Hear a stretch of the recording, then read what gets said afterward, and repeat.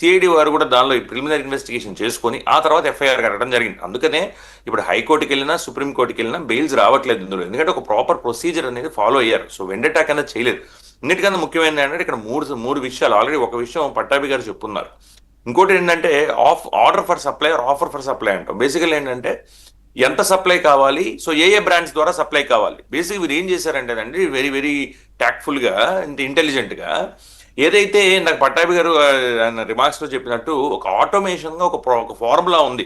దాని ప్రకారం ఏంటంటే ఒక 3 నెలల్లో ఒక 100 బాటిల్స్ అమ్ముడుపోయాయి అనుకుంటే, ఫర్ ఇన్స్టెన్స్ ఎగ్జాంపుల్ గా చెబుతున్నా, నెక్స్ట్ 3 నెలల్లో ఈ 100 ఇంటూ 110 అంటే ఇంకొక 110 బాటిల్స్ రావాలి. ఏ బ్రాండ్ అయితే ఎక్కువ అమ్ముడుపోతుందో మార్కెట్లో ఆ బ్రాండ్ని తీసుకొని రావాలనేది ప్రభుత్వం యొక్క విధానం. ఈ ఆటోమేషన్ ప్రిన్సిపల్ అది.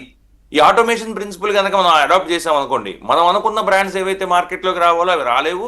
అనుకున్న సేల్స్ డిమాండ్ థియరీ అండి, సింపుల్ కదా. Demand and supply theory, demand and supply థియరీని మార్చేశారు. దాంట్లో దాన్ని మార్చేసి కొన్ని బ్రాండ్స్ ని ప్రమోట్ చేశారు డెలిబరేట్ గా. ఇది ఏంటంటే అన్ఫెయిర్ ట్రేడ్ ప్రాక్టీస్ అంటామండి మనం లీగల్ టర్మ్స్ లో. సో దానికి రిసార్ట్ చేశారు. ఇక్కడ ముఖ్యంగా చెప్పింది ఏంటంటే వీటన్నిటికీ బీజం ఎక్కడ పడిందంటే Andhra Pradesh state beverages corporation limited ఏదైతే జిఓఎంఎస్ నెంబర్ 357 ద్వారా 16/8/2019 నాడు వచ్చిందో, దాంతో బేసికలీ దాని ప్రైమరీ ఆబ్జెక్టివ్ ఏం చెప్పారు, సేల్ ఆఫ్ ఆల్కహాల్ ని రాష్ట్రంలో తగ్గించాలని చెప్పారు.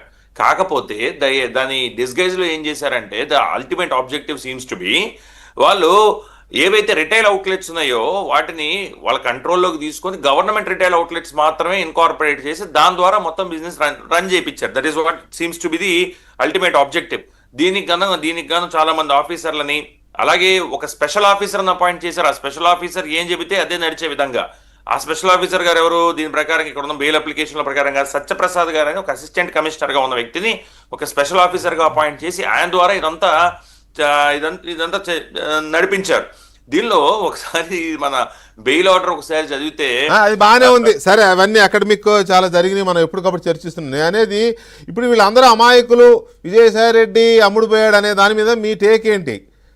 అంటే అమ్ముడు పోవడం ఒక విషయం అండి. ఇప్పుడు section 30 of the Indian evidence act కానీ, సెక్షన్ 161 ఇంతకుముందు ఉన్న సిఆర్పిసి కానీ ఒకసారి చదువుకుంటే దీనికి సంబంధించిన వాటికి ఆన్సర్స్ వచ్చేస్తాయి. సెక్షన్ 30 కింద ఏం చెబుతుంది ఎవిడెన్స్ యాక్ట్, ఒక కో అక్యూజ్డ్ గా ఉన్న ఒక వ్యక్తి ఇంకొక అతన్ని కో అక్యూజ్డ్ గా చేర్చే అవకాశం ఆయన కన్ఫెషన్ స్టేట్మెంట్ మీదుగా ఉంది అనేది మనం చూస్తున్నాం. అలాగే అప్రూవర్ గా మారటం కూడా మనకు తెలిసిన విషయమే.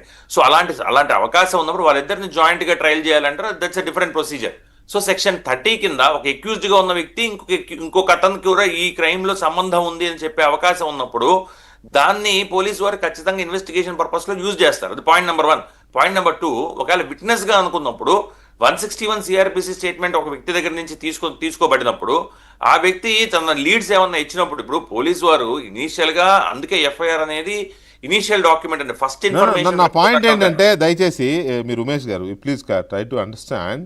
ఇప్పుడు ఆయన ఏమంటాడు, అమ్ముడు పోయాడు అని అన్నాడు కదా, వాళ్ళ మీద ఉన్న కేసులు ఏవైతే 12 ఈడీ కేసులు, సిబిఐ కేసులు ఏవైతే ఉన్నాయో వాటిల్లో A1 ఈయన, A2 ఆయన కదా.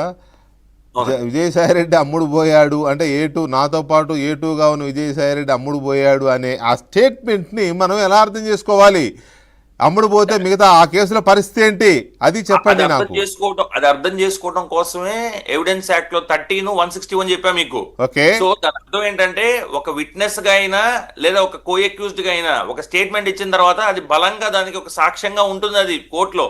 అది అందుకే చెప్పాను, దీన్ని ఎక్స్ప్లెయిన్ చేసిన విధానమే అది. మీరు అన్ని దానికి నేను స్ట్రైట్ గా చెప్పకుండా లీగల్ పాయింట్స్ లో చెప్తున్నా. స్ట్రైట్ గా ఎలాగో రాజకీయ నాయకులు ఉన్నారు కాబట్టి వాడు చెప్తారు కాబట్టి. సెక్షన్ 30 ఏం చెబుతుంది, నేను ఒక అక్యూజ్డ్ గా ఉన్నా, మీరు ఒక అక్యూజ్డ్ గా ఉన్నారు. సో నేను ఏదైతే స్టేట్మెంట్ ఇస్తానో అది మీకు వ్యతిరేకంగా కూడా పనిచేస్తుంది సెక్షన్ 30 జాయింట్ ట్రయల్ జరుగుతున్నప్పుడు. అలాగే నన్ను ఒక విట్నెస్ గా చదివిన, ఫర్ ఇన్స్టెన్స్ ఈ పర్టికులర్ కేసులో లిక్కర్ స్కామ్ లో విజయసాయి రెడ్డి గారిని విట్నెస్ గా పిలిచారండి. 161 స్టేట్మెంట్ గ్యాదర్ చేశారు ఆయన దగ్గర నుంచి. చేసినప్పుడు అక్యూజ్డ్ గా ఎవరెవరు ఉన్నారో వాళ్ళందరినీ కూడా మళ్ళీ రోపింగ్ చేయొచ్చు క్రైమ్ లో.